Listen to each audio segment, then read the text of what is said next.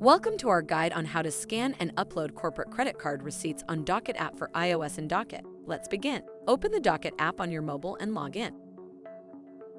Tap on the plus button at the bottom of the screen in iOS to take a photo of the receipt. Tap on Business Receipt from the list that pops up for sending photos of receipts that will be taken in the next steps to receipt list.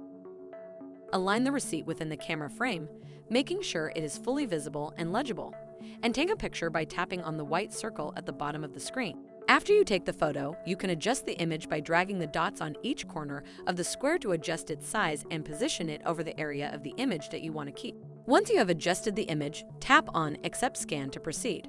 Tap white circle icon if you have more receipts to scan. Otherwise, tap Done.